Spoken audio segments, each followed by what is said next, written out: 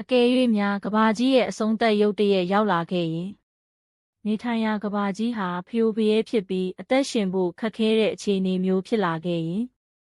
တင်ဘဲကိုသွားမလဲဘယ်မှာပုန်းအောင်နေထိုင်မလဲအများစုကတော့ကဘာမြေပြင်ပေါ်မှာရှင်သန်ဖို့စ조사ကြမှာပါဒါပေမဲ့လူအနည်းစုကတော့ကဘာမြေအောက်နက်နက်ရှိုင်းရှိုင်းမှာသူတို့ရဲ့လျှို့ဝှက်ခိုအောင်ရာတွေကိုကြိုတင်ပြင်ဆင်ထားပြီးသားပါဒီနေ့မှာတော့ကျွန်တော်တို့ဟာကဘာမြေအောက်ကလျှို့ဝှက်ခံတပ်ကြီးတွေသူတို့ရဲ့အမခန်းစရာအချက်လက်တွေနဲ့လူသားမျိုးနွယ်ရဲ့ရှင်သန်လိုစိတ်အကြောင်းကိုဖော်ထုတ်ပြသသွားမှာပါမြေအောက်ခံတပ်ဆိုတာပေါ့ပေါ့ပပအဆောက်အဦတွေမဟုတ်ပါဘူးဒါတွေဟာစစ်ပွဲတွေတဘာဝဘေးအန္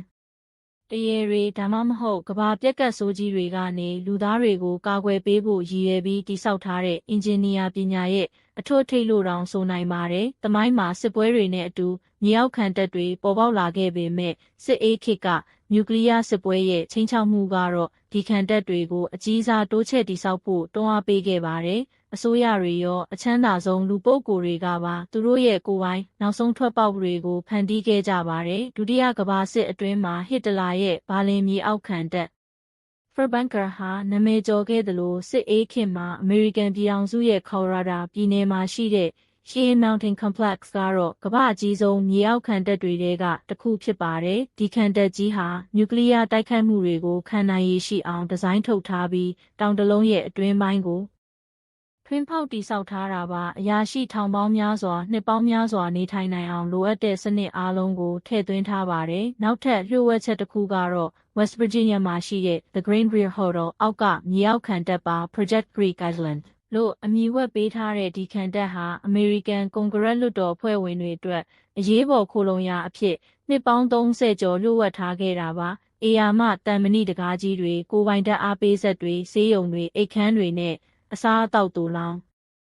ရုံတွေပါဝင်ပါတယ်ဒီလိုကြီးမားတဲ့လျှို့ဝှက်တည်ဆောက်မှုတွေကိုကဘာကြီးကလျစ်လျူရှုထားခဲ့တာနှစ်ပေါင်းများစွာကြာခဲ့ပါတယ်တကယ်တော့မြေအောက်မှာနေထိုင်တဲ့အယူအဆကအသစ်အဆန်းတော့မဟုတ်ပါဘူးတူရကီနိုင်ငံကာပဒိုဆီယာဒေသမှာရှိတဲ့ဒရင်ကိုယိုလိုရှေးဟောင်းမြေအောက်မြို့တော်တွေဟာလွန်ခဲ့တဲ့နှစ်ပေါင်းထောင်ချီကတည်းကတည်ရှိခဲ့တာပါဒီမြို့တော်တွေဟာရန်သူတွေရဲ့တိုက်ခိုက်မှုကနေရှောင်ရှားဖို့အတွက်လူဦးရေ2000လောက်နေထိုင်နိုင်အောင်တူးဖော်တည်ဆောက်ခဲ့တာပါဒါဟာခေတ်သစ်ခံတပ်တွေရဲ့ရှေ့ပြေးလို့တောင်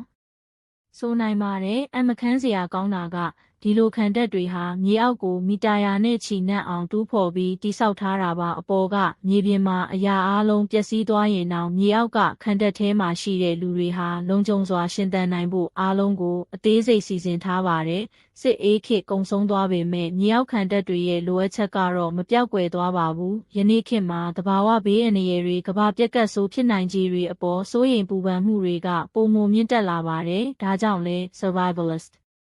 တွေနဲ့အချမ်းသာဆုံးလူပုဂ္ဂိုလ်တွေဟာသူတို့ရဲ့ကိုယ်ပိုင်မြေအောက်ခံတပ်တွေကိုတည်ဆောက်နေကြပါတယ်။ဥပမာ Beavers Group လိုကုမ္ပဏီတွေဟာဂျာမနီနိုင်ငံမှာရှိတဲ့ဆိုဗီယက်စစ်အေးခေတ်ခံတပ်ဟောင်းတစ်ခုကို Beavers Europa 1လို့ခေါ်တဲ့ဇိမ်ခံမြေအောက်မြို့တော်အဖြစ်ပြောင်းလဲလိုက်ပါတယ်။ဒီခံတပ်ထဲမှာကိုယ်ပိုင်ရုပ်ရှင်ရုံတွေရေကူးကန်တွေအားကစားခန်းမတွေတီးတန့်တိုက်ခန်းတွေပါဝင်ပြီးလူဦးရေထောင်နဲ့ချီနှစ်နဲ့ချီနေထိုင်နိုင်အောင်စီစဉ်ထားပါတယ်။ကမ္ဘာအချမ်းသာဆုံးပုဂ္ဂိုလ်တွေဟာနယူးဇီလန်လိုနိုင်ငံမျိုးမှာသူတို့ရဲ့လျှို့ဝှက်ခံတပ်တွေကိုဒေါ်လာတန်ပေါင်းများစွာအကုန်ကျခံပြီးတိစောက်နေကြပါတယ်။ဒါဟာသူတို့ရဲ့အသက်အာမခံ policy လို့တောင်ပြောလို့ရပါတယ်။ဒီခံတပ်တွေဟာရိုးရိုးအဆောက်အဦတွေမဟုတ်ပါဘူး။သူတို့မှာကိုယ်ပိုင်လေစစ်ထုတ်စနစ် air filtration systems တွေရေတန့်စင်စနစ်တွေလျှက်စစ်ဓာတ်အားထုတ်လုပ်စနစ်တွေ geothermal solar generators ပါဝင်ပါတယ်။အစားအသောက်အတွက်လည်းမြေအောက်စိုက်ခင်းတွေရေနေတတဝါမွေးမြူရေးစနစ် aquaponics တွေနဲ့ကိုယ်ပိုင်ထုတ်လုပ်နိုင်အောင်စီစဉ်ထားပါတယ်။ဒါပေမဲ့ဒီလိုနေရာတွေမှာနှစ်ရှည်လများနေထိုင်ရတာဟာစိတ်ပိုင်းဆိုင်ရာစိန်ခေါ်မှုတွေလည်းရှိပါတယ်။အလင်းရောင်မရှိခြင်းအပြင်လောကနဲ့အဆက်အသွယ်ပြတ်တောက်ခြင်းကန့်သက်ထားတဲ့ပတ်ဝန်းကျင်မှာနေထိုင်ရခြင်းတို့ကလူတစ်ယောက်ရဲ့စိတ်ကျန်းမာရေးကိုထိခိုက်စေနိုင်ပါတယ်။ဒါကြောင့်ခေတ်သစ်ခံတပ်တွေမှာစိတ်ပိုင်းဆိုင်ရာပံ့ပိုးမှုတွေဖျော်ဖြေရေးစနစ်တွေပါထည့်သွင်းစဉ်းစားလာကြပါတယ်။ဒီမြေအောက်ခံတပ်ကြီးတွေဟာလူသားမျိုးနွယ်ရဲ့ရှင်သန်လိုစိတ်အနာဂတ်အတွက်ကြိုတင်ပြင်ဆင်လိုစိတ်ကိုထင်ဟပ်ပြနေပါတယ်။တစ်ဖက်မှာဒါဟာကမ္ဘာကြီးရဲ့ဘေးအန္တရာယ်တွေကိုကျွန်တော်တို့ဘလောက်အထိစိုးရိမ်နေကြလဲဆိုတာပြသနေသလို နောက်တစ်ဖက်မှာတော့ဘလို့အခြေအနေမျိုးမှာမဆိုအသက်ရှင်ရပ်တည်နိုင်ဖို့လူသားတွေရဲ့အမခန်းစွမ်းရည်ကိုလည်းမြင်တွေ့ရပါတယ်။ဒါပေမဲ့တကယ်လို့များကမ္ဘာပြက်ကတ်ဆိုးကြီးတကယ်ဖြစ်လာခဲ့ရင်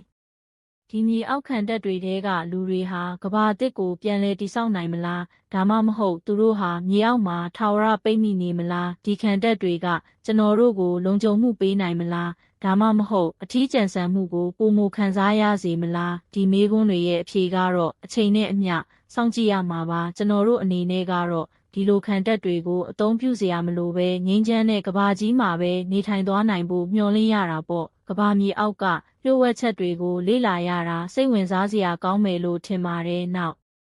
ထပ်စိတ်ဝင်စားစရာအကြောင်းအရာတွေနဲ့ပြန်လာခဲ့ပါမယ်